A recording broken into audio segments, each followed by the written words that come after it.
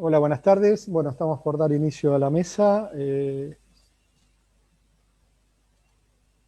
Doctor Saluski, adelante. Bueno, ¿empezamos? Sí, sí, adelante. Hola, buenas tardes. Bueno, estamos por dar inicio a la mesa.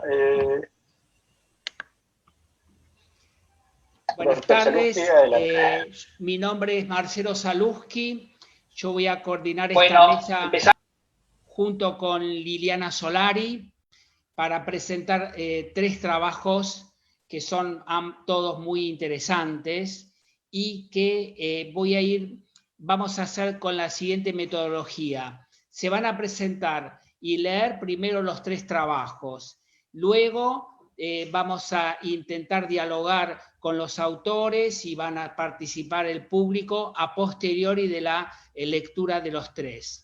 En la secuencia vamos a comenzar primero con el trabajo de la doctora Patricia Morandini Roth y la voy a presentar. La doctora Patricia Morandini es miembro de la Asociación Psicoanalítica de Madrid y acreditada concurrente de APA. Además, la doctora es directora de Consulta Abierta, que es una clínica de niños y adolescentes. Además, Patricia es profesora titular y tutora del Máster de Psicología Sanitaria de la Universidad Europea de Madrid.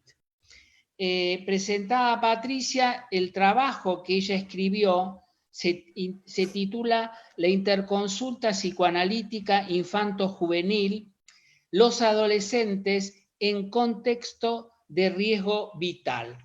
Bueno, Patricia, si te parece bien, arrancamos con vos desde Madrid, a ver qué llega acá a Buenos Aires.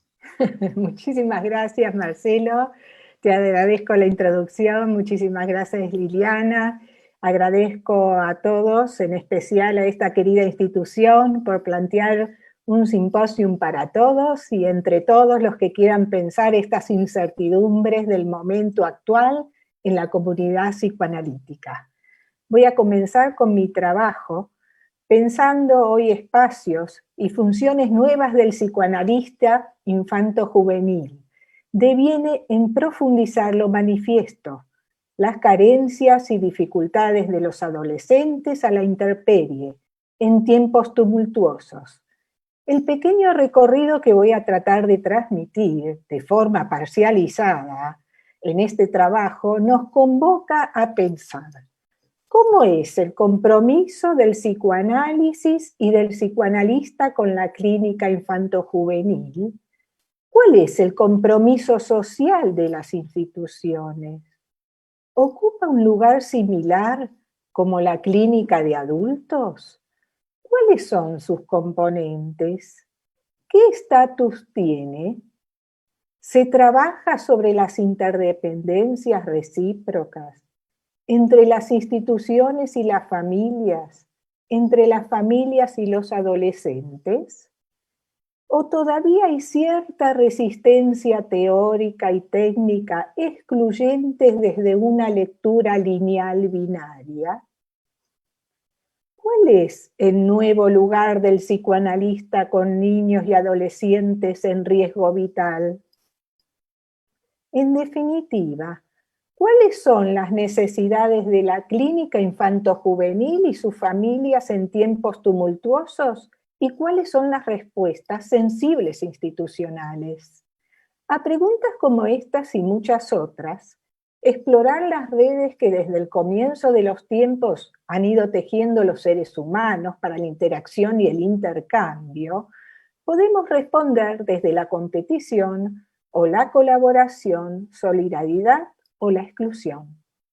Como se aprecia en la clínica, algunos pacientes con riesgo de vida demandan atención para trabajar la subjetividad del yo, la reconstrucción y construcción de su identidad, su yo corporal y a la vez compartir afectos que han quedado atrapados en el cuerpo, disociados de sí mismo y del entorno.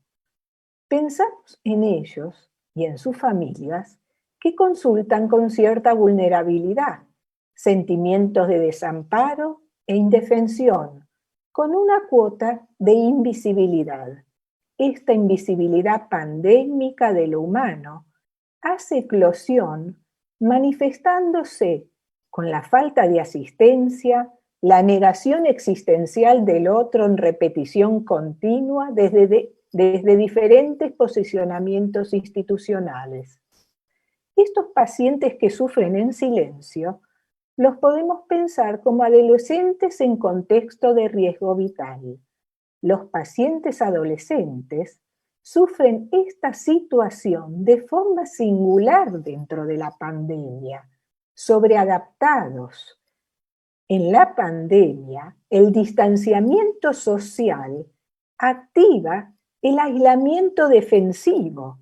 El aislamiento defensivo típico para aislar un pensamiento, o tal vez el aislamiento defensivo activado para encapsular un comportamiento de la adolescencia, de forma que se rompan las conexiones con otros pensamientos o como resto de la existencia misma del propio sujeto. Hoy escuchamos adolescentes con diferentes clases de angustias superpuestas. Por ejemplo, ansiedades de separación, la angustia depresiva o persecutoria que se pueden activar según el entorno próximo de ese adolescente.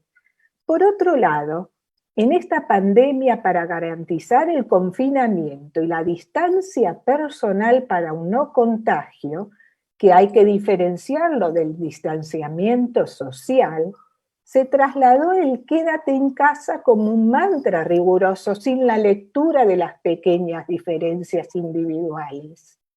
En la homogeneización del ser humano sin pensar sobre las necesidades infanto-juveniles, pues los adolescentes tuvieron la mayor parte de ellos excluidos de sus demandas y de los grupos de riesgo de esta enfermedad.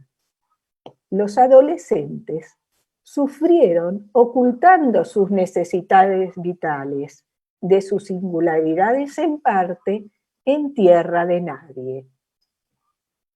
Como se aprecia en la clínica, algunos pacientes con riesgo de vida. Pensamos en ellos, en sus familias, que consulta con cierta vulnerabilidad, sentimientos de desamparo e indefensión, con esa cuota de invisibilidad. Esta invisibilidad pandémica de lo humano hace eclosión manifestándose con la falta de esa asistencia, la negación existencial del otro en repetición continua desde diferentes posicionamientos institucionales. Nosotros conocemos en parte las necesidades subjetivas y subjetividades infantojuveniles, pero los adolescentes estuvieron la mayor parte de ellos excluidos de sus demandas. Los adolescentes sufrieron en un ocultamiento de sus necesidades vitales, de sus singularidades en parte, en esa tierra de nadie.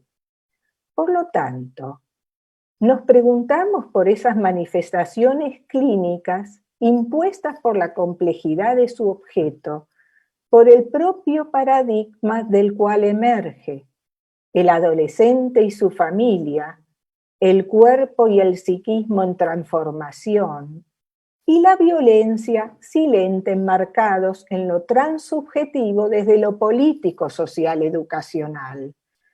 Podemos pensar que la interconsulta psicoanalítica se activa dentro de un campo que integra criterios en la salud general, prioridades, métodos de observación y escucha, señalamientos y encuadres diferentes. La interconsulta psicoanalítica puede favorecer la apertura a historizar, reubicar subjetivamente al adolescente en un lugar nuevo, creando compromisos relacionales con profesionales, con otras áreas, sean educativas, sanitarias o sociales. la presencia del psicoanalista en las instituciones, en lo social, es un abordaje necesario, ineludible. Es un trabajo adecuado para complementar el tratamiento individual del adolescente en riesgo y el trabajo con padres. Nuestros pacientes en contexto de riesgo vital son los protagonistas para el cambio y no pueden esperar. Muchísimas gracias.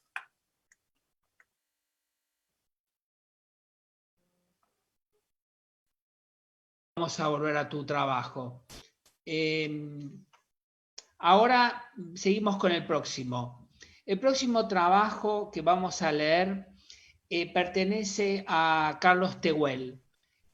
Carlos escribió un trabajo sobre crisis en la parentalidad y voy a contar quién es Carlos. Carlos es doctor en psicología, además es el actual secretario del Departamento de Niños y Adolescentes de APA y es director de un centro que se llama Centro Educativo Terapéutico Proyecto Puente. Es una institución que está dedicada a la atención de niños autistas y psicóticos. Además, Carlos casualmente hoy aparece un libro que él es compilador, que da gusto presentarlo, que se llama casualmente Crisis en la Parentalidad, que es un libro que él lo está presentando porque está contento porque apareció hoy en su editorial. Así que felicitaciones, Carlos, con tu nuevo libro y si te parece bien, leemos tu trabajo y te escuchamos atentamente. Bueno, muy bien. Muchas gracias.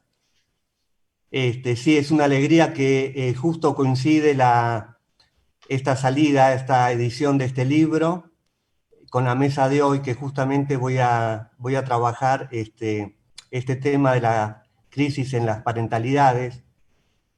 Y es una compilación y una de las autoras del libro está acá en la mesa con nosotros, que es Patricia Morandini Roth, que acaba de leer su trabajo que me encantó. Pero antes de hacer la lectura, quiero también agradecer y felicitar a la Comisión Directiva de APA, a la Comisión Organizadora del Simposio, que realmente organizar este tipo de evento a distancia es una tarea titánica y que está saliendo realmente muy bien. Así que muchas felicitaciones y también a Liliana, a vos, Marcelo. Y bueno, ahora paso a leer el trabajo, que lo acorté un poco porque me quiero limitar a los 12 minutos que pidió la organización. Bien, crisis de las parentalidades. El término parentalidad es un concepto introducido por Serge Lebovici. De acuerdo a este autor, la parentalidad es una estructura dentro del psiquismo que se construye y evoluciona a la par que lo hace el individuo y su familia. Implica reconocer que hay algo heredado de nuestros propios padres, es decir, un legado transgeneracional. La parentalidad es entonces la maternidad y la paternidad psicológica, que se construyen en el psiquismo y es producto de lo intersubjetivo y de la transmisión generacional. Ahora bien, pienso que en estos momentos, en esta época, la parentalidad está en crisis y voy a sintetizar de manera muy breve algunos motivos por los cuales yo pienso estas crisis. El primer punto, la deconstrucción del patriarcado. En este desmontaje hay un arrasamiento de las funciones paternas en su rol de interdictor y la función materna en su rol de maternaje. La persona que asume la función paterna no se siente empoderado para realizar el rol de interdictor, lo que trae como consecuencia la degradación de la autoridad, como se ve en muchas instituciones y especialmente en la institución familia.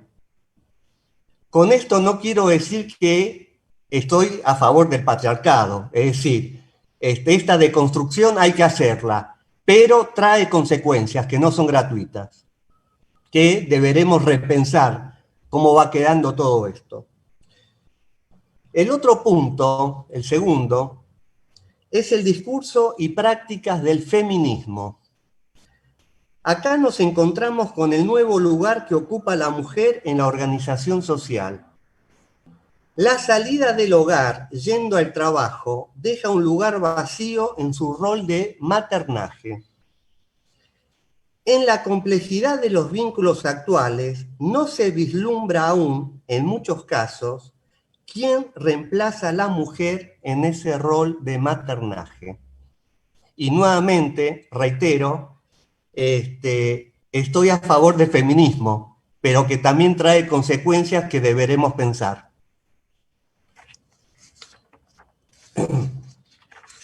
El tercer punto, neoliberalismo. ¿Qué es esto? ¿De qué se trata este neoliberalismo?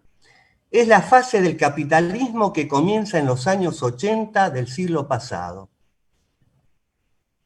Algunas de las consecuencias en la subjetividad de esta nueva fase del capitalismo son las siguientes.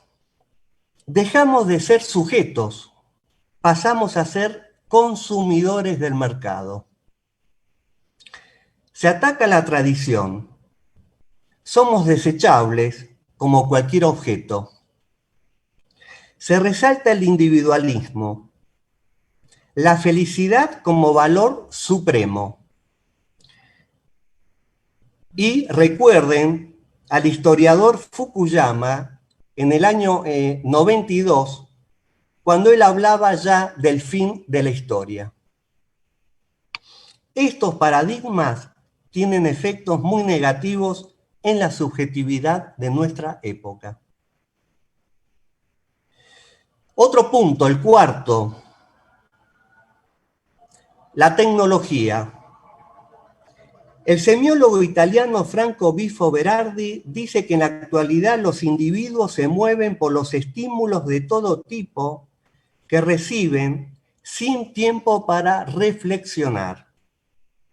Los dispositivos tecnológicos se han convertido en una prótesis de nuestros cuerpos y en una herramienta de relación permanente con el mundo, devaluando nuestra experiencia directa e inmediata con la realidad, afectando a las emociones, el psiquismo y la relación con el otro. Por supuesto que en este momento que estamos relacionándonos a través de la tecnología, digamos, no estoy en contra de la tecnología, digamos, pero si lo usamos como herramienta y no como prótesis del cuerpo. El otro punto que quiero resaltar, y sintetizo muy brevemente, son las migraciones. La Organización Mundial de la Salud estudia el síndrome del migrante como desencadenante de una serie de duelos derivados de la pérdida de algo muy importante para la persona que migra. El contacto con sus familiares y amigos, la lengua materna, los paisajes, el contacto con el grupo étnico nacional y la seguridad física. Muchos de ellos sucumben a la tristeza al no poder elaborar esas pérdidas. Y recordemos que nuestro país se caracteriza por ser un país que ha recibido millones de inmigrantes venidos de países vecinos y de Europa de pre- y postguerra. Y ahora también en los últimos años estamos recibiendo muchos migrantes de África. Bien, algunas de las consecuencias psíquicas frente a estos puntos que he relatado es la poca capacidad emocional para elaborar y entramar representaciones y afectos de la actualidad y de la historia.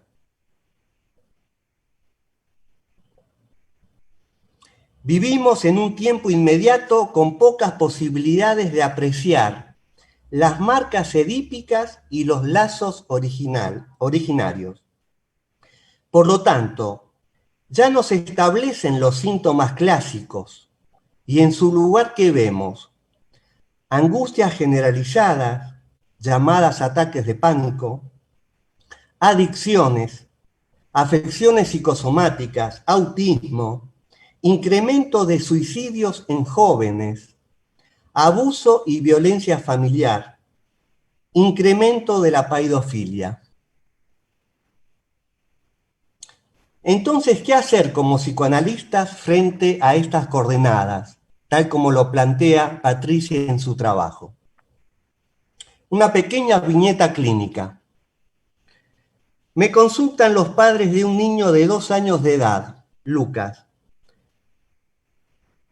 Ellos, los papás, están disconformes del jardín a donde concurre el niño, ya que los citan a menudo a ellos para hablar sobre el hijo, y los padres me dicen que esto les trae muchos problemas en sus trabajos y manifiestan disconformidad, ya que el jardín no les brinda los tips necesarios para la crianza. Cuentan también que están alejados de los abuelos paternos y maternos porque opinan demasiado sobre el niño y ellos quieren ser los que deciden sobre la educación. También comentan que vienen a la consulta enviados por el pediatra del niño, pero que ellos no saben bien por qué el pediatra los manda, ya que consideran que el niño se está criando bien. Yo les pregunto si no les llama la atención que tanto el jardín como el pediatra están preocupados por Lucas. El papá me dice que solamente a él le preocupa que su hijo duerme con ellos, interrumpiendo la intimidad de la pareja. Entonces, la madre, Natalia, dice, es que a ella le da mucha pena que duerma solito, porque no está con ellos en todo el día. Les pregunto, ¿cómo es eso que no están con ellos? ¿Cómo Luqui no está con ellos? El papá me dice que los dos trabajan mucho y que Lucas va unas horas al jardín durante la mañana y luego se queda con su niñera a la tarde. Entonces la mamá me dice que ella se siente muy mal, que durante el día no sepamos nada de él. No sabemos si juega o qué hace con Carmen, su niñera. Pero dice, ella nos manda todo el tiempo fotos por WhatsApp y videitos. El padre dice que los fines de semana no son agradables porque la niñera no está y el niño llora con mucha facilidad y no sabemos cómo distraerlo.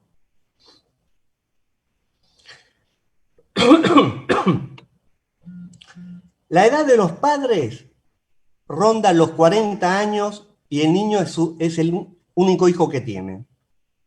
Ambos, los padres, son muy agraciados físicamente y se nota el cuidado que hacen para mantener ese semblante.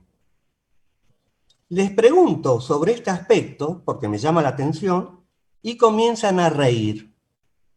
Casi al unísono, dicen que mantenerse bien físicamente es muy importante para ellos, cosa que los obliga a pasar por el gimnasio varias horas semanales. En esa entrevista, al finalizar, les pregunto qué quieren cambiar ellos en relación a Lucas o al vínculo que tienen los papás respecto al niño. El papá me dice, yo más que nada quiero que ella se relaje, siempre le digo que vamos a trabajar fuerte unos años más y después vamos a estar tranquilos para Lucas o para tener otro hijo. Allí la mujer comienza a sollozar y dice, a él, a Roberto, le cuesta entender que Luqui nos necesita ahora. Se pone como loco cuando no lo podemos tranquilizar y me reprocha a mí que no lo sé educar. Fue este comentario donde nació en mí una esperanza para poder trabajar con ellos.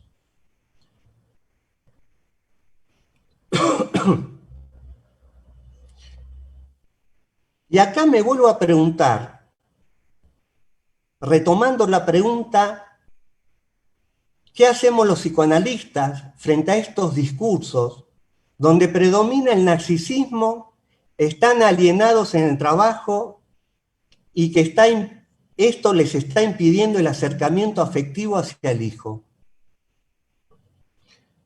Tampoco tienen una idea clara sobre la crianza, pero tienen al niño como prenda frente a los abuelos, impidiendo la construcción generacional.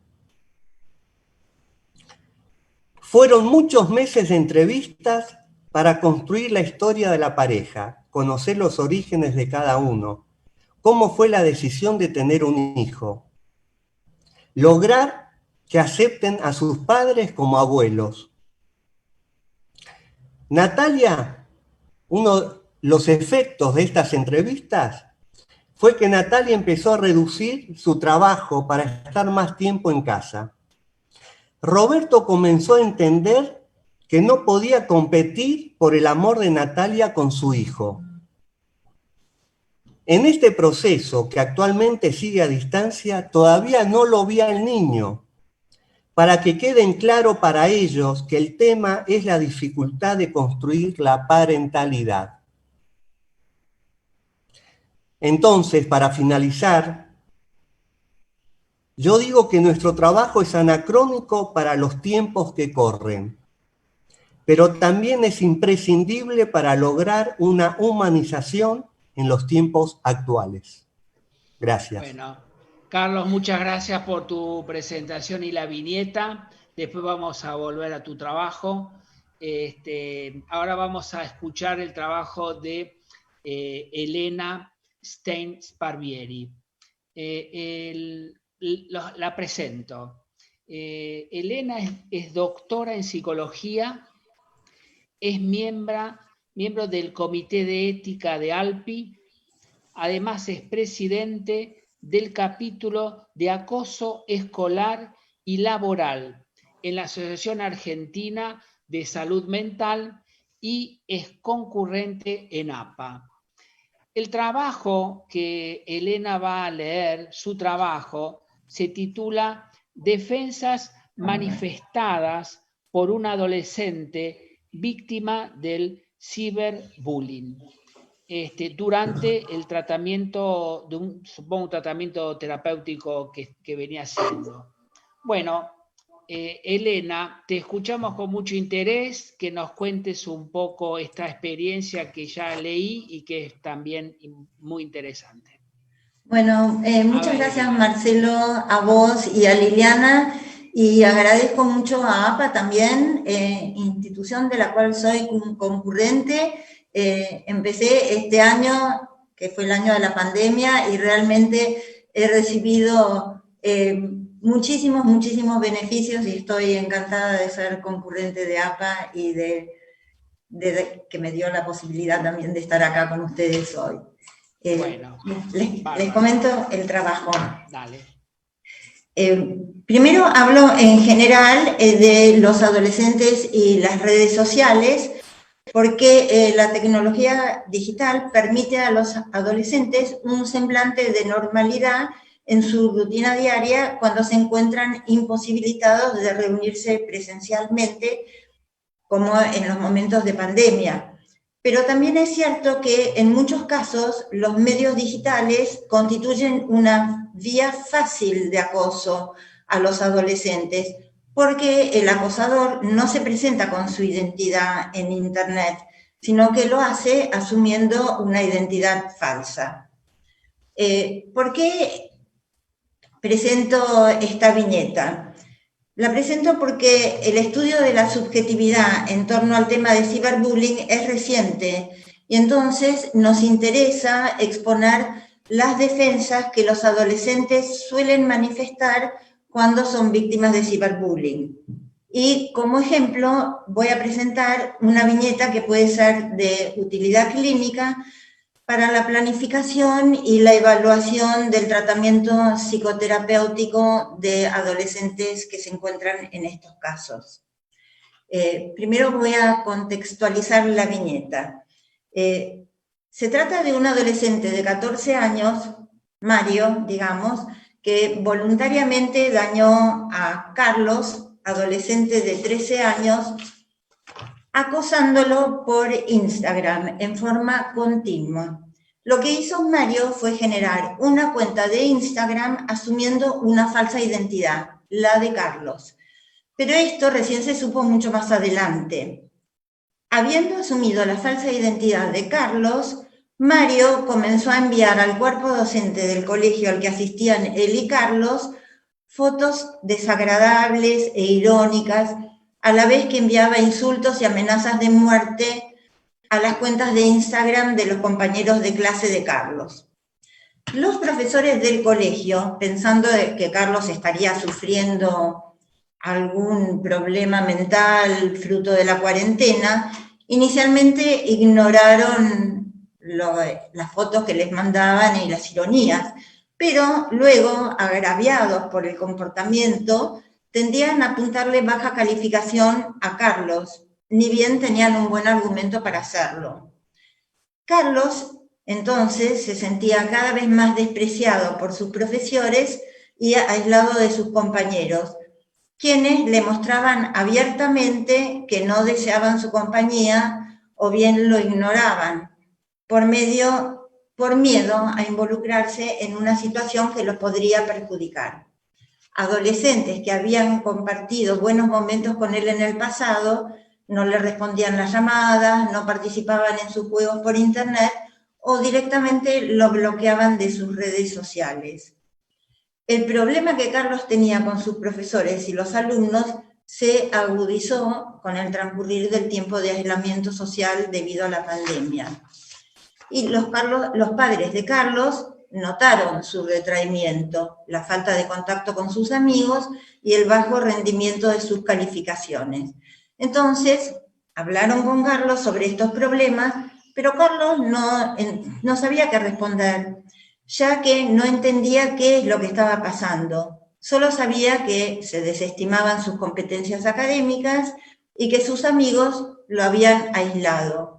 Entonces, cuando los padres le preguntaron si deseaba consultar con un psicoanalista, Carlos aceptó la propuesta. Ahora voy a la descripción de las sesiones de la viñeta. Durante las sesiones iniciales, la primera reacción de Carlos fue la de culpabilizarse. La culpabilización de Carlos se vio acentuada por la de sus padres, quienes, como suele suceder, tendían a culpabilizar al hijo cuando los acontecimientos no eran los esperados. La culpa es un sentimiento del yo-realidad definitivo que surge por la función de autoobservación y de conciencia moral del ideal, del super-yo. Entonces la culpa es un sentimiento del yo-realidad definitivo y surge gracias al desarrollo lógico del preconsciente y del criterio de realidad. Y se puede entender como angustia generada por el temor a perder el amor del superyo, como dice Freud, que el superyo ejerce una función de amparo también. Los afectos que surgieron en las sesiones posteriores y que son manifestaciones del deseo anal primario fueron la humillación como afecto narcisista que se da por el fracaso de la identificación con el ideal y por la furia de no poder desplegar la hostilidad para defenderse del trauma, cosa que lo llevaba a desplegar conductas masoquistas. mediadas por la actividad autoerótica de la autohumillación. Y otro afecto que se manifestaba era la vergüenza, que surge por fracaso de la defensa de hacer que alguien idealizado pero hostil desaparezca. Y esto, claro, junto con el dolor de la falta de coincidencia con el ideal. Carlos se mostraba muy resistente durante las sesiones, y esta actitud se manifestaba en la desmentida de la dolorosa experiencia psíquica de ser víctima de ciberbullying. Como complemento de la desmentida de su situación de víctima, Carlos manifestaba una represión del deseo de adaptarse a su situación, y para esto adoptaba una actitud histriónica, de esperanza excesiva y proyectos desmesuradamente ambiciosos. Otras veces, en vez, manifestaba una seria regresión psíquica, replegándose emocionalmente y manifestando una astenia extrema y a veces incluso lesionándose. Ahora voy a la discusión del caso. Entendemos que la defensa de la desmentida es funcional al inicio de la situación de ciberbullying, al estar al servicio de la recuperación del paciente.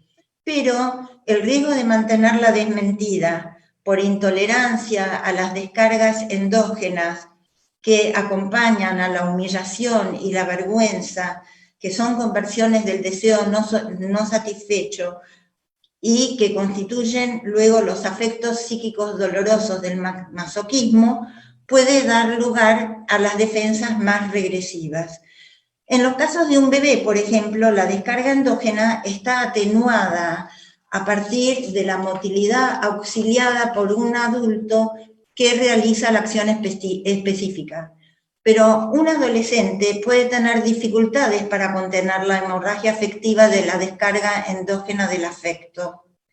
Por otro lado, la represión de deseos manifestada en la actitud triunfalista, histriónica, de optimismo excesivo de Carlos también puede ser funcional en un inicio para la víctima, pero si persiste en el tiempo, denota la dificultad para asumir una identidad, tal vez debido a la sensibilidad extrema generada por la experiencia de fracaso previo. La combinación de las defensas de mentira y represión, junto con la posición masoquista que puede llevar a la autolesión, podría contribuir a detener el desarrollo psíquico de adolescentes víctimas de ciberbullying y dar lugar a la eficacia de la defensa más regresiva, que es la de desestimación del afecto. Es cierto que algunos adolescentes presentan estructuras psíquicas más desvalidas que otros y que los factores contextuales, como por ejemplo el soporte social, juegan un rol en el desvalimiento. Sin embargo, la adolescencia es siempre una etapa de cambios psíquicos importantes y, por lo tanto, en esta etapa de maduración, los adolescentes requieren gran contención. En este sentido, entendemos que el ciberbullying puede ser devastador y puede derivar en problemas psicológicos para los adolescentes víctimas que, si no se tratan, pueden llevar a trastornos psicológicos severos. Es todo. Muchas gracias, Elena. Me parece que, bueno, asistimos a 3 trabajos que son muy interesantes y mucho tiene que ver lo que estamos viviendo, que es esta pandemia, que estamos todos afectados por esta pandemia y con consecuencias diversas en nuestros pacientes y en uno mismo también. Quisiera, no sé si les parece bien, comenzar nuestro diálogo tratando de interrelacionar estos trabajos, que se los puede interrelacionar porque tienen cosas en común, sobre todo los 2 adolescentes presentados y también cosas de la parentalidad que vamos a tocar. Se me ocurre lo siguiente, Elena, voy a empezar por ahí porque es lo último que escuchamos y después seguimos, ¿no? Elena presentó un trabajo muy lindo para mí porque es muy actual, es muy actual de lo que puede ser un acoso y a través de la tecnología y de las redes sociales, este chico está tan afectado por este tema. Yo estimo que Elena hizo un análisis muy minucioso de las sesiones y de su mundo interno, donde pudiste desarrollar sus defensas y sus dificultades y sus labilidades, y que requiere mucho trabajo. Ahora, se me ocurre lo siguiente, a ver qué te parece, Elena. Yo me quedé, y creo que vos lo vas a estar de acuerdo, me quedé un poco con el acoso, ¿no? Este chico lo que hizo es brutal, lo que hizo. Es muy psicopático, es muy, muy agresivo, tiene mucha maldad en su accionar.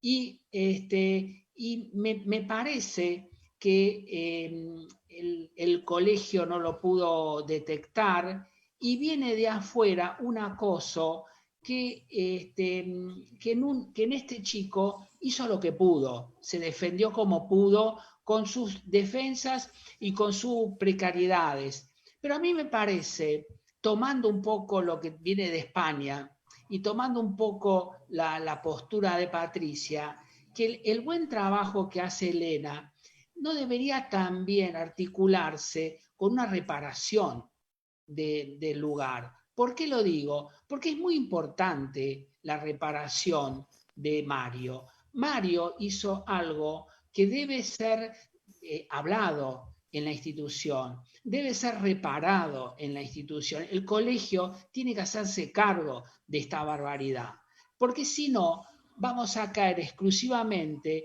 en la culpabilidad que le ponen los padres y el enorme trabajo que sí tiene que hacer este chico para levantar sus dificultades. A mí me parece que es muy importante aliviarlo a Carlos, porque este chico tiene que hacerse cargo, Mario, de lo que le hizo. Entonces, más si uno ve, o como vos bien dijiste, los cambios que tiene el adolescente, que tiene que salir al mundo grupal de amigos para buscar un afecto, para buscar un líder, para buscar una aprobación, un lugar de valor, que es una lucha que tiene el adolescente, que gana y pierde todo el tiempo. Y siempre el adolescente va con humillación y con valor y con miedo y con desafectos. Es la lucha del adolescente mismo, que siempre se va a sentir humillado, valorado por el líder o no líder. Y creo que esto es importante porque un amigo, un hermano, puede arruinarle la vida a un chico. Entonces hay líderes que son muy buenos y hay líderes que son muy dañinos. Y un chico, bueno, nosotros tenemos que analizar a este chico como bien lo estás haciendo, por algo entró él y no otro, pero es muy bueno repararlo desde afuera y como equilibrar un poco su mundo interno que vos muy bien desarrollaste y una situación externa que es muy violenta, que requiere una reparación institucional también, que lo va a ayudar a él también, y supongo que a lo mejor vos estás al tanto. Esto es un poco para empezar nuestro diálogo, para empezar el diálogo también con Patricia, y de Carlos también hay mucho para hablar, si quieren, lo empezamos así. Lo de la parentalidad me parece un trabajo excelente, interesante, tanto el despliegue que vos hacés, Carlos, de entender las fallas en esta sociedad de la parentalidad, como antes hablábamos de orientación a padres, para tratar, ¿te acordás de orientar a padres cuando nos hacen consultas por un niño? Y lo bueno que es trabajar con padres y esperar con un niño para ver si hace falta o no. En ese sentido, bueno, después tendría algunas preguntas para hacer. Bueno, si quieren, empezamos dialogando entre nosotros. De acuerdo. Una cosa, Carlos, para que piense, para que dialoguemos. A mí me parece que esto que vos planteás de la parentalidad, todas estas causas, me parecen iluminadas, me parecen muy actuales y que es un problema de la sociedad. Ahora, hay un punto como un analista que uno escucha, que es los abuelos, el abuelo que no entra, el abuelo que está excluido. Ahí yo me quedé mirando y pensaba que ¿por qué no lo entregan al abuelo, al nieto? ¿Por qué no disfrutan de ese abuelo? Que puede mucho ayudar a la maternidad y que tan habitual es que una madre ayude a otra madre. Y creo que el conflicto debe ser, que vos lo habrás visto, debe ser ahí donde hay una situación traumática vincular entre ellos, donde supongo yo que hay un odio, resentimientos y que su niñez se ve en Lucas, la niñez de la madre en conflicto con su propia madre y en conflicto para que ella sea una madre. Porque ahí se reedita seguramente una situación traumática. Y esa situación traumática le impide a ella entregar su hijo a su propia madre, porque ahí hay algo que está trabado entre ella y su mamá. Entonces aparece, como vos bien decís, esas figuras narcisísticas, gimnásticas, bellas, pero que está lejos de ser una mamá. Cuando aparece la mamá, aparece la niñera que lo contiene mejor que ella no tiene los elementos porque no se lo dieron, o porque, ahí me parece que está un poco uno de los meollos del conflicto, ¿no? Para que ella pueda disfrutar de su maternidad. Bueno, paro y dialogamos entre todos. No sé si le damos lugar a algunas preguntas que aparecieron por Facebook y también muchas felicitaciones. Me parece que para dar una apertura. ¿Quieren ustedes decir algo de esto o quieren escuchar las preguntas? ¿Qué prefieren? Sí, yo quisiera, ahora que tú traes esto, muchas gracias Marcelo, pensar un poquito, ¿no? O sea, anudando, ¿no? Y entrelazando los trabajos, desde las violencias en los colegios, ¿no? Las violencias en los grupos, porque este paciente está en un grupo, está en una institución. Vemos, como trae también Carlos, que hay una crisis en la parentalidad, porque hay un movimiento social dilemático que está apareciendo y todos somos afectados. De ahí que yo traigo este concepto, ¿no? Del nuevo movimiento que tenemos que hacer nosotros también. Un nuevo movimiento interinstitucional, con el pediatra. En este caso, en el caso que trae Elena, hay que hacer un movimiento dentro del colegio.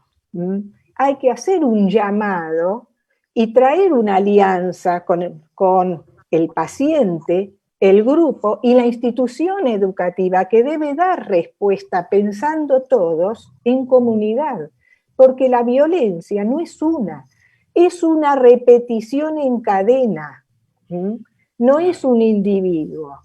Entonces, si nosotros hacemos una intervención dentro del colegio, como psicoanalistas, ¿no? Con el grupo, con la tutora, con el grupo, digamos, docente, con la institución educativa, y en el grupo a donde fue afectado ese niño con sus relaciones, ahí es donde tenemos que operar. Okay. Tratar de mentalizar al grupo. Ok. Elena, vos querías decir algo, me parece. Sí, te quería responder a vos, Marcelo, y a Patricia también ahora. Estoy totalmente de acuerdo con vos, Marcelo, y con vos, Patricia, también. Y les quería decir que en nuestro equipo hay especialistas en nuestro equipo que hacen justamente eso, entrenan a las instituciones educativas en estas cuestiones, no solo de ciberbullying, sino de bullying, claro. Y hay varias instituciones ya que entonces están siendo mucho más contemplativos y saben más de estas situaciones y las pueden manejar mejor. Y no, como dijo Patricia también, es endémico en la cuestión de la violencia, y lo dijo Marcelo también, es una cuestión endémica, y entonces trabajamos mucho también con los testigos, porque los testigos son clave. Si los testigos hacen esto que hacen en la viñeta que yo conté, que no se quieren meter, o qué sé yo, claro. Está más o menos aceptable, pero hay otros que por seguir al líder, como dijo Marcelo, también el líder puede ser el violento justamente, porque en general tienen mucha carisma, y entonces realmente es mucho más peligroso esto para el adolescente. Pero estamos generando con nuestro equipo justamente campañas de concientización al respecto, y estamos trabajando mucho en esto y en el mobbing también, que puede ser un poco lo mismo, pero en las instituciones laborales. Elena, perfecto. Sí, Carlos, vos querías decir algo. Dale. Sí. Después pasamos me quedé pensando con este tema de la orientación a padres, ¿no? Yo creo que el trabajo nuestro en este momento como psicoanalista de niños, yo creo que va mucho más allá de la orientación a padres. Es decir, que los padres puedan pensar, reflexionar sobre la vida de cada uno de ellos. Por eso en el trabajo pongo que ya ahora no se están notando las marcas edípicas. Es decir, que hay que hacer un trabajo previo para empezar a darnos cuenta qué padres tenemos delante nuestro. Digamos, porque ahora como se vive con esta prisa, entonces los padres vienen a pedir ese tip, ese consejo, ¿no es cierto? Claro.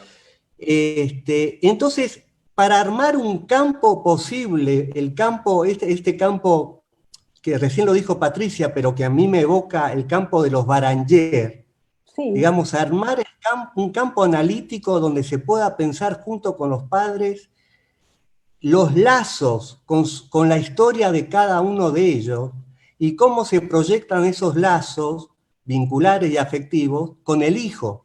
Claro. Entonces me parece que por eso decidí, por ejemplo, no ver todavía a este niño por el cual consultan, porque ellos empiezan a tomar conciencia de sus dificultades de asumir la parentalidad, pero después de muchos meses de trabajo. Claro.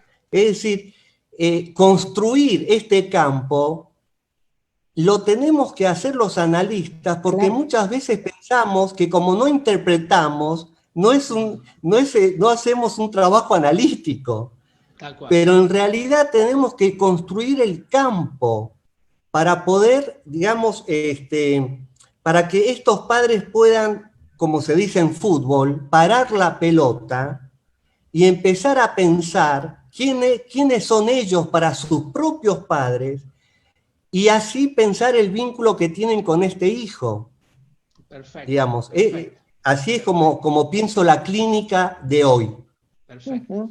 Bueno, si te parece, Liliana, ¿le damos entrada a las preguntas del público? Sí, me parece importante. Bueno, hay muchísimas felicitaciones. En principio quería, transmitir esto. Felicitaciones a Patricia Morandini, a Carlos Tehuel por el libro. Dice Ricardo Vergara que será un éxito. Felicitaciones también manda Jorge Catelli, a Patricia Morandini, y después, vamos a las preguntas, porque hay muchas felicitaciones, pero no quiero seguir utilizando el tiempo para ello. Yo también felicito a la mesa, temas de muchísima actualidad y absolutamente interesantes, que nos ponen a prueba permanentemente acerca de cómo proceder o cómo ubicarnos como analistas frente a todos estos cambios, porque indudablemente son cambios culturales que estamos transitando, y que evidentemente es lo que es como viene la sociedad actual y las familias que como institución primaria de esta manera, ¿no? Muy diferentes. Margarita Slack dice, tanto el patriarcado como el feminismo son dos polos ¿No habría una salida intermedia en donde los roles puedan ser ejercidos sin pelea de poderes y de manera respetuosa? Sigo. Pancho Guerrini, en cuanto al feminismo, a ultranza, fanático, ¿es un fenómeno complementario del machismo? ¿Un retroceso en los lazos sociales de familias con padres con función paterna? Gabriel Finkelevich. Quería preguntar si estas nuevas parentalidades no necesitan de tiempo para desarrollarse y encontrar nuevas identidades de la paternidad y de la maternidad. Después, Margarita Slapp vuelve a preguntar o a afirmar, Peter Bloss dice que para poder ser padres hay que dejar de ser hijos, declinando tanto narcisismo que hay acá en juego, ¿no? Bueno, Inés Copelo dice, genial escuchar humanidad. Creo que a veces los psicólogos o psiquiatras más deshumanizamos en función de la supuesta objetividad, ¿no? Como que hay un corrimiento, según ella, de este lugar. Bueno, a ver, otra pregunta, Perla Frenkels, a Carlos. ¿Pensás que si la mamá, en el caso que trajiste, ¿no?, trabaja menos, logrará ser un buen maternaje? ¿No te parece que habrá que trabajar con estos padres su problemática? Bueno, esto lo contestaste de alguna manera, ya. Su problemática narcisista puesta en evidencia con el tema del cuidado del cuerpo, ¿no? Esto, bueno, recién justamente te explayaste. Bueno, hasta aquí. Paramos acá, perfecto. Liliana, y le damos tiempo a la mesa. Si tienen ganas de hablar alguno de ustedes, encantado. Sí. Carlos, dale. Yo, contestando o pensando las preguntas que se habían hecho, ¿no? Porque yo también trabajo con parentalidad, estoy actualmente en un taller de parentalidad en la APM, que lo coordina la doctora Alicia Montserrat, hace años, y hemos trabajado la parentalidad, hay muchísimas, ¿no? Muchísimas posiciones teóricas acerca de la parentalidad en sí. Pensando en esto del feminismo, ¿no?, y de los movimientos sociales que aparecen dilemáticamente, ¿no?, como encrucijadas dentro de la familia, esto también aparece como una crisis familiar, y hace que la capacidad parental algunas veces quede inhibida, ¿no?, detenida en algún momento. No es lo mismo ser padres, ¿no?, suficientemente, entre comillas, buenos para un niño pequeño que para un adolescente, por ejemplo, que tiene que ver con las identificaciones. Yo, en general, cuando trabajo con unos padres, y me hiciste acordar, Carlos, tu viñeta clínica, ¿no?, porque a mí también me vienen en la consulta, en las primeras edades, la primera infancia, padres para consultar, cuando hay una detención y ven una detención en un área del desarrollo, que puede ser el lenguaje o puede ser algún tipo de conexión vincular, que los padres mínimamente, alguien de la familia se dio cuenta, el abuelo mira, no focaliza, parece perdido, habla con retardo. Yo en general, por lo que trato de hacer según, ¿no?, cada familia que viene, es trabajar yo con los padres y por otro lado, bueno, tengo un equipo, puedo pasarle, ¿no?, o hago la transferencia para que vean también a ese niño. Porque ese niño está solo también esperando, esperando que se logre un crecimiento en el desarrollo de la parentalidad de esos padres. Entonces, algunas veces el niño no puede esperar en el sentido de estar solo, ahí aislado, esperando que los padres puedan desarrollar esa capacidad. Por supuesto que tenemos que pensar, y es nuestro deseo siempre, restituir, si se puede, esa capacidad, y que si se ha detenido, comience de vuelta el movimiento para el crecimiento emocional de ser padres, ¿no? Porque hay algunos que tienen el deseo de ser papás, pero después abdican. Claro.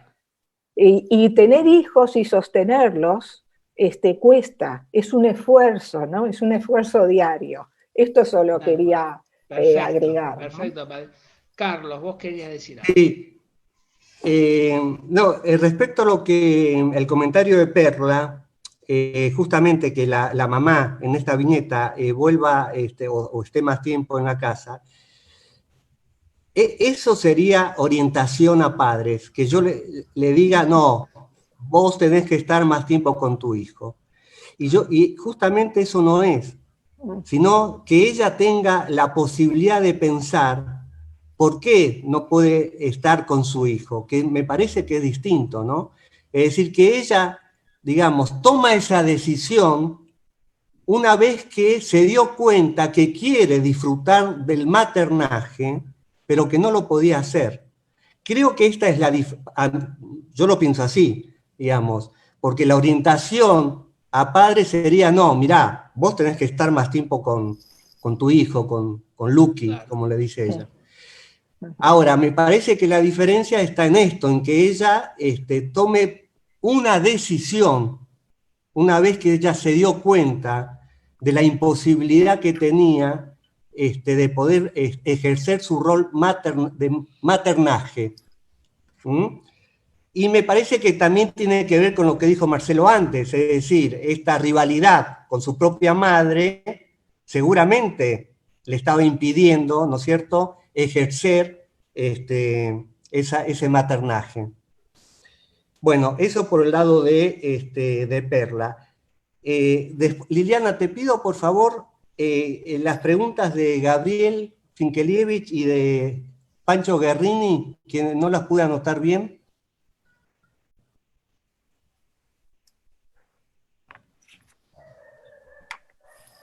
Está sin voz. Liliana.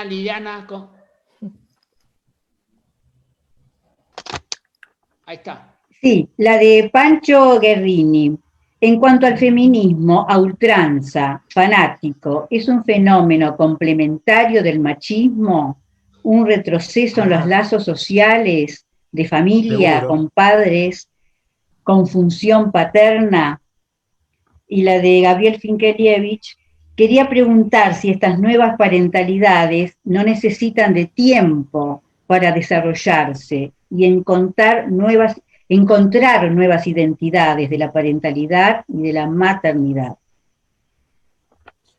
Esas serían las dos preguntas.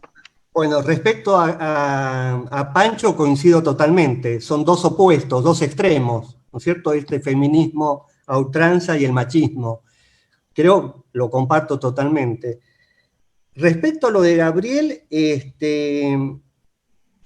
bueno, nuevas parentalidades, ¿qué entiendo yo por nuevas parentalidades? La institución familia es otra que hace 20 o 30 años atrás. Tenemos familias monoparentales, tenemos familias homoparentales. Sí. En fin, hay una cantidad, ya no es la clásica familia burguesa, digamos, papá, mamá y sus hijos y abuelos, digamos, socialmente, digamos, esto ha variado, tenemos otro modelo de familia, pero el tema que en estos nuevos modelos de familia alguien tiene que ejercer el rol interdictor, el rol paterno, y alguien tiene que ejercer el rol de maternaje, siempre, es decir, no veo otras posibilidades. Para la crianza de un chico, los roles tienen que ser la función tercera, ¿no es cierto?, que la puede cumplir, que no tiene que ver con el género, a mi entender, ¿no es cierto?, y el rol de maternaje. Ahora, ¿quién lo cumple? Digamos, yo creo que estamos en una época de transición.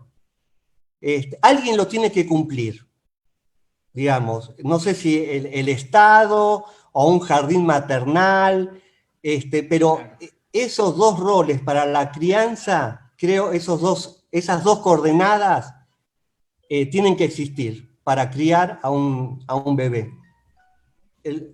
Listo, gracias. A ver, Elena, Elena, vos querías decir algo en particular, porque no sé si te llegó preguntas, ¿no? Quizás te dialogo yo, no sé si hay alguna pregunta para Elena, pero a mí me parece que esto que vos contaste del trabajo se ha hecho en este chico, ¿no? Del trabajo con la institución. ¿Y notaste que tuvo eso algún efecto en este chico, en Carlos? Hablar con el líder, si era este chico, si tuvo algún efecto aliviador para él, dado que, bueno, sus defensas maníacas a veces, o de negación o de desmentida, son un poco entendibles, dada la situación que él vivía, ¿no? Yo digo, quizás para no etiquetarlo tanto a este chico en un proceso de cambio como es un adolescente. Sí, bueno, nos damos cuenta que en los colegios que están más sensibilizados ahora a estas cuestiones, los problemas de bullying y de ciberbullying no afectan tanto a los chicos por esta cuestión que vos decís, Marcelo. Ellos se sienten más acompañados y tienen un soporte social muy fuerte, que es siempre muy importante en estos casos, porque justamente impiden la devastación psíquica, ¿no? Claro. Me parece. Claro. Y bueno, lo que pasa es que yo en este trabajo no tomé esas cuestiones tampoco, porque me quise centrar en las defensas, porque una cosa son las defensas, ¿no? La desmentida, la represión, la desestimación, lo que sea. Otra cosa son los afectos endógenos de la humillación, de la vergüenza, del sentimiento de culpa, que no se le presta tanto atención a esto. Y esto es lo que verdaderamente los adolescentes no se saben enfrentar a esto, porque pueden no estar acostumbrados a estas situaciones tan humillantes, vergonzosas, que los llenan de culpa y que son devastadoras realmente. Y entonces me quise centrar en eso para concientizar un poquito en la necesidad de trabajar estos afectos endógenos también, ¿no? Sí, me parece bien interesante lo que decís, porque es un trabajo muy... que tiene que haber un encuadre que se armó con vos y un proceso analítico que permitió a él poder elaborar situaciones que son bastante regresivas, ¿no? La verdad que sí.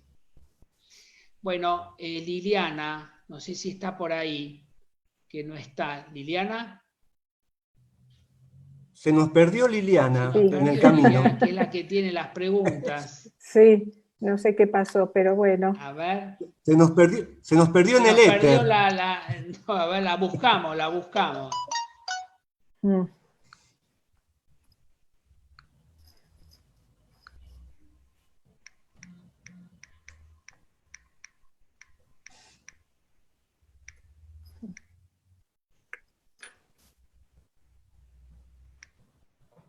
Liliana, bueno. Hola. No está. Liliana. Ahí está entrando de vuelta. Ah, bueno. A ver. Ajá. ¿Liliana está? A ver. Sí, está entrando. Bueno. Dice que se quedó afuera. Bueno, a ver, no sé por qué ella no está. Quizás aparezca después, quedó afuera de la imagen. Pero bueno, yo no Marcelo. no tenemos... Marcelo. Sí. Bueno, yo estoy para eso hasta que logre entrar Liliana. Te leo las preguntas que hay. Dale. Te leo de las últimas para atrás. Dale. Acá la estoy viendo, Juan, Liliana. ahí acaba de entrar Liliana. Perfecto, adelante. Acá está, gracias Juan. Gracias. La voz. Habilita el La voz, micrófono, Liliana. La voz. Sí, bueno, Salazar, Mera Salazar, dice, quisiera agregar a las problemáticas de la parentalidad actual a la integración de los movimientos de ideología de género o los movimientos de ideología de género o la crianza, que me parece una confusión de lenguas, ya que me parece que esto se hace desde el desconocimiento del desarrollo psicosexual del niño. Después, Jorge Catelli dice, muy interesante la intervención de cada uno. Celebro que estas temáticas tan actuales en nuestra época pasen a ser parte de nuestra reflexión psicoanalítica, en particular por profesionales como ustedes. Gracias. Gracias. Hilda Katz dice, también se podría agregar al trabajo con la pareja, el trabajo con el grupo familiar y el binomio. Es una pregunta. Susana Estela Gorris dice, totalmente de acuerdo, hay que trabajar con los padres para ayudarlos a construir su parentalidad. Es el primer paso y creo el más importante. Coincido. Teresa Mirales Díaz dice, la nueva sociedad hace que muchos niños sean más educados por los abuelos que por los padres. No sé cómo puede afectar esto a su desarrollo y sus relaciones futuras con los padres que no estuvieron. Gracias. Sigo con los comentarios. Pancho Guerrini nuevamente dice, Carlos, me hiciste pensar que hay parentalidades que requieran adoptar, ahijar al niño, superando el narcisismo de los padres. Así es. Perla Frenke dice, me pareció que vos consideraste un logro que estuviera en la casa y no acuerdo con la orientación. Queda claro ahora tu posición. Bien.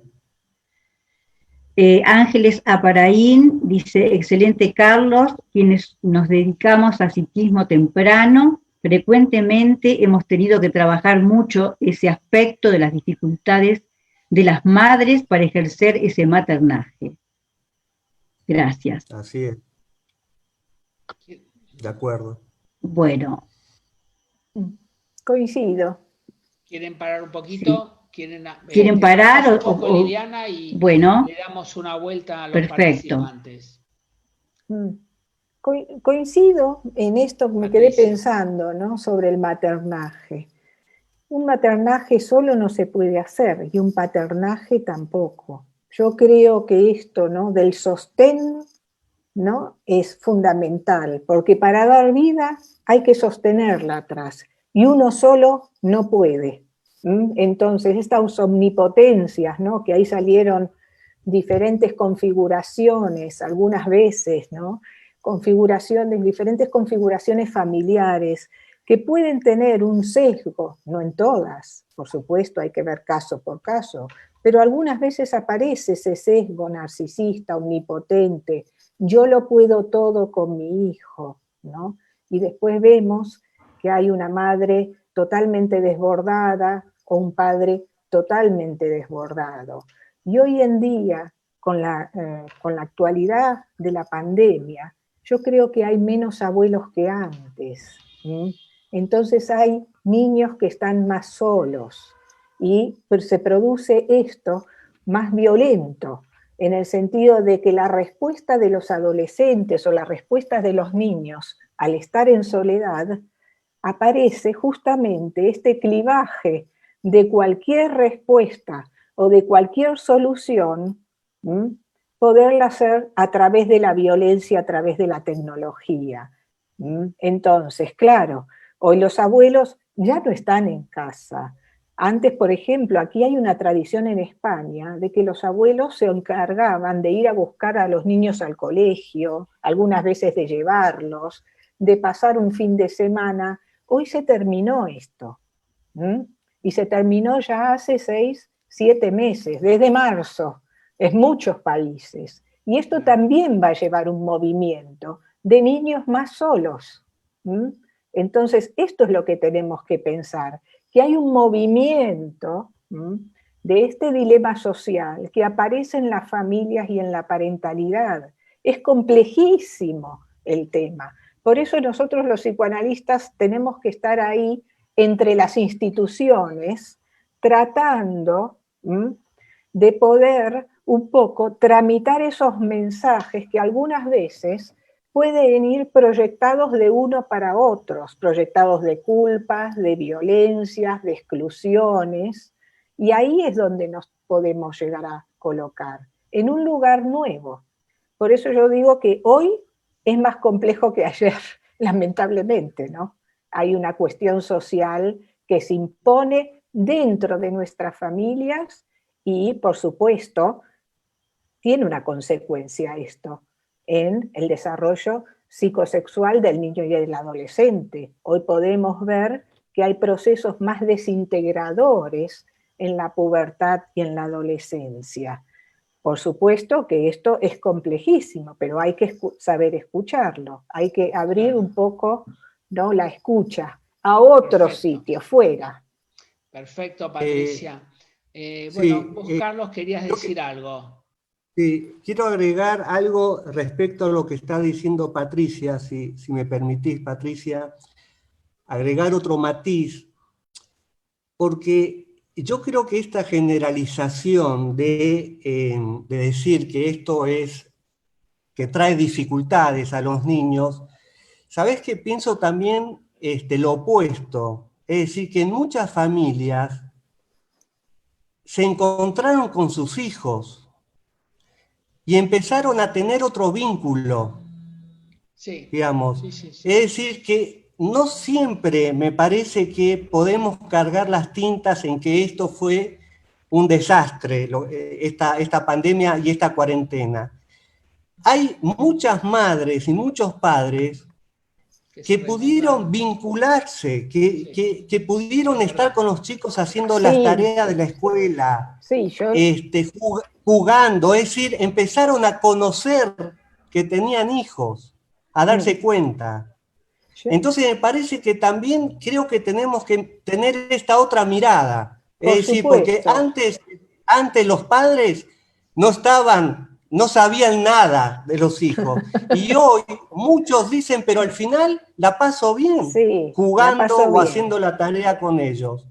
Ahora, lo que sí me parece para pensar es el tema de los adolescentes, que justamente están en el momento de la salida de la casa y ahí quedaron atrapados. En esa franja etaria creo que sí, que ellos la pasaron muy mal, ¿no es cierto? Que están justamente en ese periodo, en ese momento de salir y quedaron encerrados.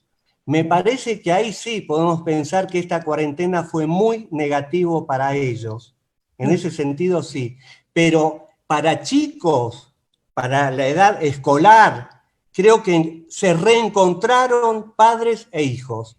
Creo que, por lo menos yo vi muchos casos de mucha alegría de los padres darse cuenta del disfrute que hicieron poder tener al lado a sus hijos. Sí, concuerdo, Carlos, contigo, que por supuesto hay padres que han hecho, digamos, un encuentro con sus hijos y han disfrutado de sus propios vínculos. Claro, a mí me llega la psicopatología, ¿no? Me consultan, ¿me entiendes? Pero eso sí lo puedo ver, a lo mejor, en un grupo, ¿no? En prevención, ¿no? Que bueno, ya eso es otra cosa, prevención en salud mental infanto-juvenil. Cuando uno coge al grupo, bueno, aquí se dice agarrar, ¿no? Tratemos de los verbos de ponerlos. Sí, cuando uno agarra a un grupo, ¿no? A un grupo de niños, y ahí uno sale en los discursos, por ejemplo, ¿no? Bueno, a lo mejor me gusta quedarme, ¿no?, una niñita de 8 años, en mi casa, sí juego a los ponis, y mi mamá algunas veces se sienta, ¿no? después de haber estado en internet por las clases virtuales, que antes a lo mejor la mamá iba y venía con el coche por todos lados. Entonces, cuando algo va bien, por supuesto que puede ir mejor, pero lo que se ha detenido, me parece, o donde aparece el conflicto, por supuesto que conflicto y déficit siempre hay, ¿no?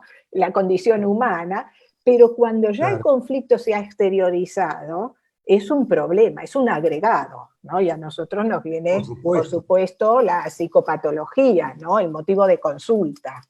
Por supuesto. Entonces, bueno, es por un supuesto tema. que en una familia donde hay violencia, por supuesto que esto trae más violencia. Por supuesto, sí, claro. Así es. Evidentemente, concuerdo contigo en estas cuestiones. A ver, Liliana, ¿hay más preguntas? Sí, acá Juan Pineta dice, el empuje a la disolución de la unión libidinal de la comunidad, dicho en clave freudiana, es lo que aparece como tendencia en los últimos tiempos, pero hay respuestas positivas igualmente. Hay una sana resistencia frente a estas ofertas de desligadura. Después, mirá. Sí.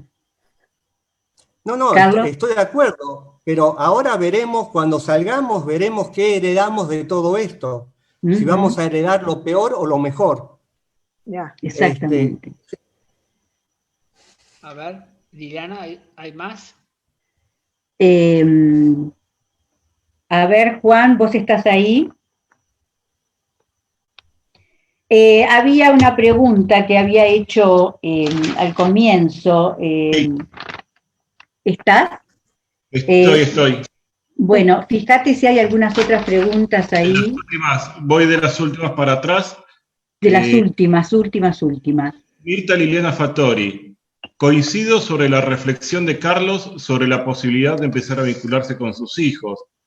Viviana Salazar dice, también han aparecido síntomas en el encuentro exigido por la pandemia. Hay una hay una intervención de Sonia Discan.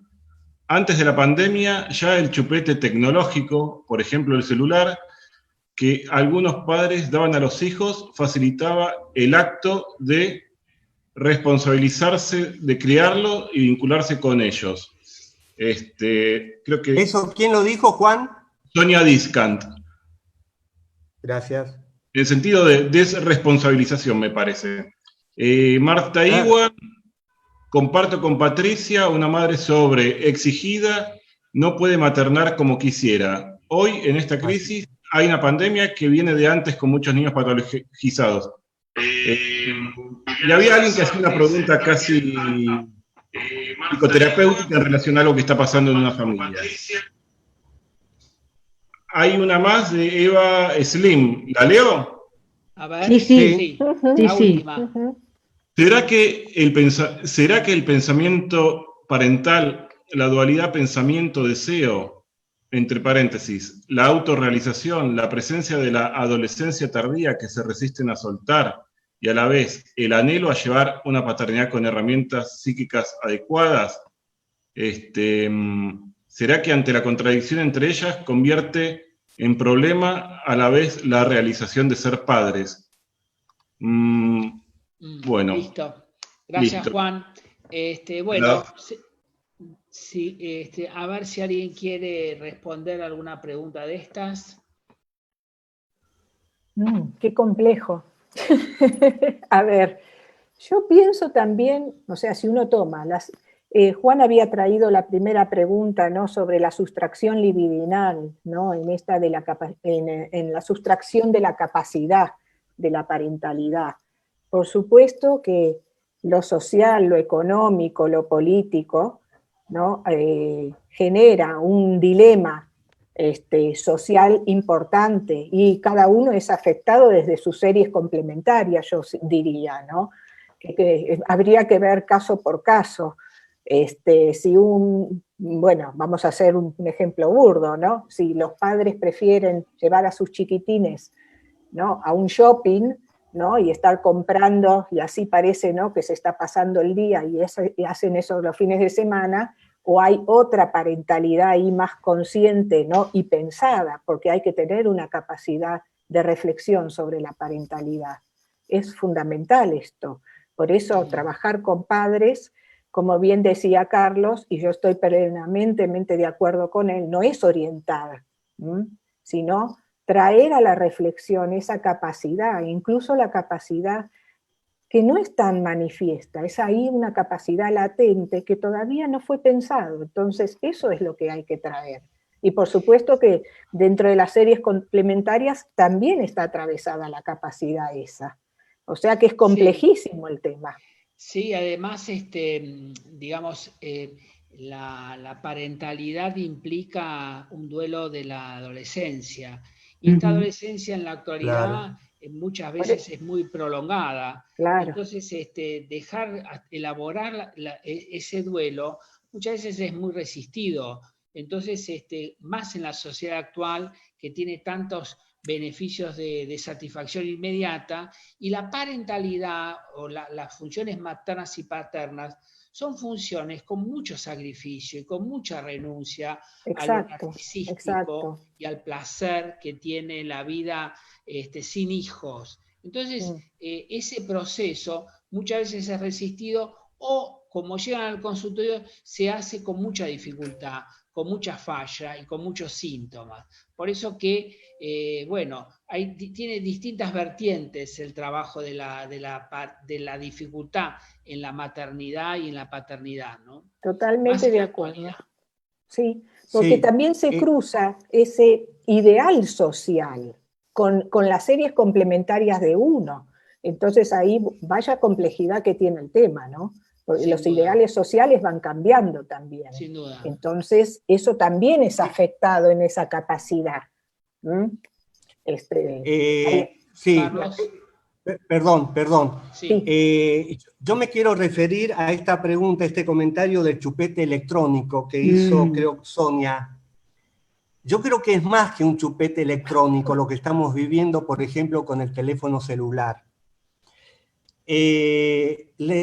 Me estoy acordando ahora de una publicidad que hace muy poco la dieron por la tele, donde el personaje se levanta un hombre a la mañana, desayuna, se baña, se viste y sube al auto. Cuando sube al auto arranca y la cámara lo toma. Él estando sentado en la butaca, lo toma y el hombre, el personaje, está desnudo. ¿Por qué? ¿Qué había pasado? Se había olvidado el celular. Entonces, la dependencia absoluta que tenemos todos respecto a este aparatito, creo que es mucho más complejo que pensar que es un chupete electrónico. Estamos yendo a una, como plantea Winnicott justamente, a una dependencia absoluta, pero no ya de la madre, sino de un aparato. Por lo menos eso es lo que estoy pensando últimamente, ¿no es cierto? La dependencia que toda la humanidad tiene, no respecto al afecto, al vínculo, sino respecto a un aparato. Un aparato que creemos que ahí está Dios, a pesar de Nietzsche.